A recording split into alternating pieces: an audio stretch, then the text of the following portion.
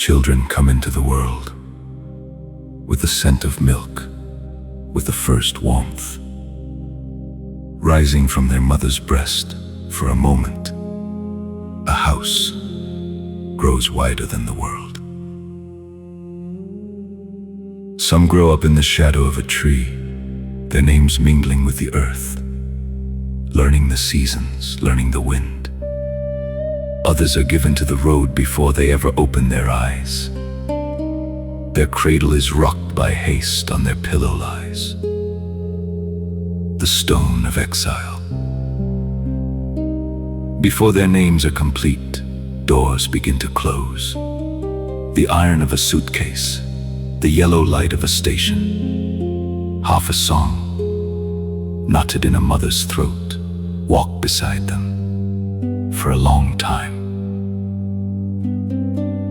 The road demands sacrifice, most of all from children.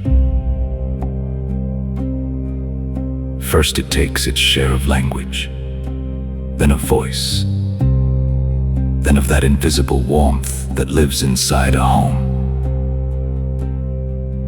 The mother speaks, the child hears, but the words do not sink into the heart. The father says the name of a place, and the windows cloud over. Along the roads we raise children who speak the same language, and yet never understand one another. We call their names, a voice answers, but its inner life does not return. Our hands touch their shoulders, yet cannot reach their hearts.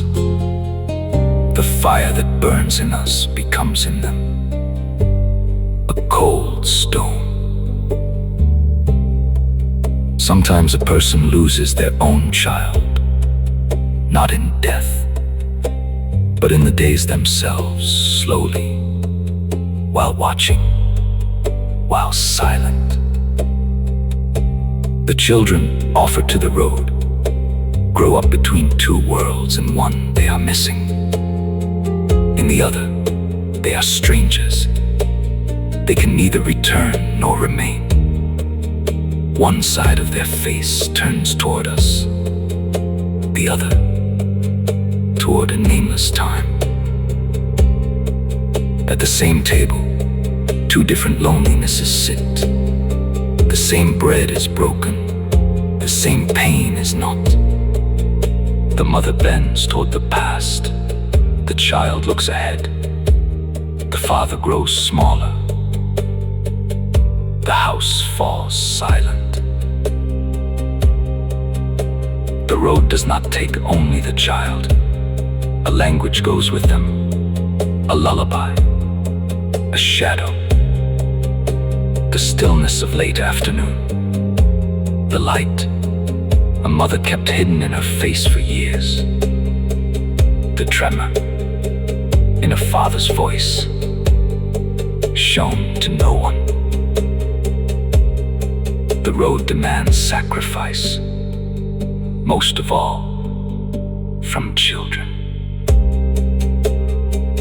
And then one day, in the same house, inside the same language, only two voices remain, unable to reach each other.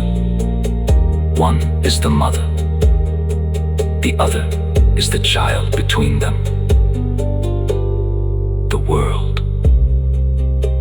The children offered to the road are the world's longest and quietest lament.